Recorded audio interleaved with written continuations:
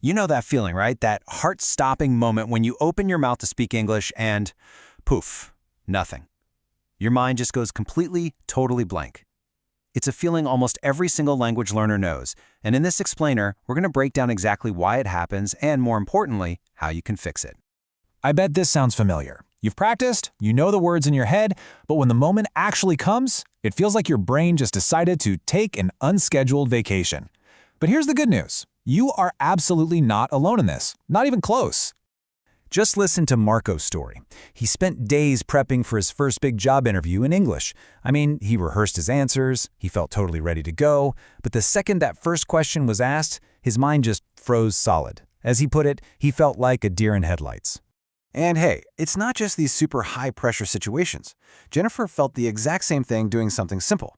All she wanted was to order a croissant at a bakery, but when it was her turn, the words just completely vanished. She was left just pointing. That feeling, whether it's in a job interview or a bakery, is a universal part of this journey. So how do we fix this? Here's our game plan. First, we'll unpack that blank mind moment. Then we're going to dive into the science of why your brain freezes up. After that, we'll build an in-the-moment toolkit, move on to strategies for building real, lasting confidence, and finally, we'll wrap it all up with the single most important takeaway. So let's start by just digging into that moment itself. The absolute most important thing to get right now is that this experience, whether it's happening in a boardroom or a bakery, is a completely normal part of learning a language. Okay, so let's get into the why.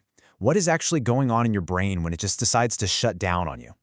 I promise it's not some kind of personal failure. It's a biological response. And the main reason has a name: cognitive overload. So, the main culprit here is this thing called cognitive overload. See, when you're speaking a new language, your brain is working incredibly hard. It's juggling grammar rules, it's searching for the right vocabulary, it's trying to get the pronunciation just right, all at the same time. All that mental work, plus a little bit of pressure, can actually trigger a mild fight, flight, or freeze response. And in this case, your brain picks freeze. Here's a great way to think about it. Imagine your brain as a computer. What happens if you open up way too many demanding programs all at once? Well, it slows down, right? It starts to lag, and eventually, it just crashes. That is exactly what's happening during cognitive overload. And that overload, well, it gets way worse when you throw other things into the mix. Add in some nerves from a job interview, that intense pressure you put on yourself to sound perfect, and that fear of making a mistake, and boom, it's the perfect storm for a mental freeze-up. So now we know why it happens. Let's get to the good stuff. What can you do in that exact moment when you feel yourself getting stuck? Let's build your emergency toolkit with some really practical, actionable strategies.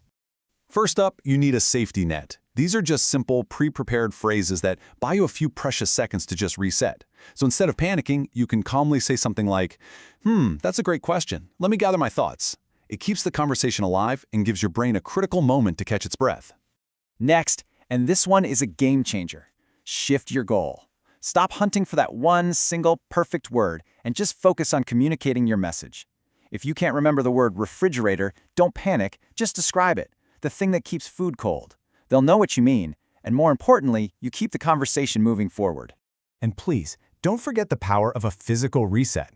When you feel that panic starting to bubble up, just stop, pause, take one single deep breath. This literally sends a calming signal to your nervous system. Then you can continue, but just speak a little more slowly. Remember, it's not a race. And you know what? Don't be afraid to laugh at yourself. Humor is an amazing tool. If you make a silly mistake, like mixing up desert and dessert, just make a little joke about it. It instantly breaks the tension for both you and the person you're talking to. Okay, so those are your in-the-moment fixes. But how do we stop the freeze from happening in the first place? Now, let's talk about the long game, the strategies for building real, lasting confidence. The absolute key here is to practice in situations where there is zero pressure. Try talking to yourself while you cook breakfast, just narrating your day out loud. Or you could try shadowing. Find a character on a TV show and just mimic their lines, their accent, their rhythm. These are all ways to build fluency without that fear of being judged. Here's another powerful technique: mental rehearsal. Before a big meeting or even just a phone call, close your eyes for a minute and just visualize it going perfectly. Actually picture yourself speaking clearly, confidently, and smoothly. This trains your brain to expect success, and that can seriously reduce your anxiety. You can also learn vocabulary in a smarter way. Instead of just memorizing random lists of words, learn them in themed groups. So maybe one week you focus on words related to cooking, and the next week it's all about travel. When you create these mental connections, the words are so much easier to find when you actually need them. So, after we've looked at the science and all these strategies, what is the single most important idea to hold on to? Well, it really just comes down to reframing your entire goal. You have to let go of this idea of perfection and instead embrace the idea of progress. You have to remember that speaking a new language is a journey, and every single conversation you have is just one more step in the right direction.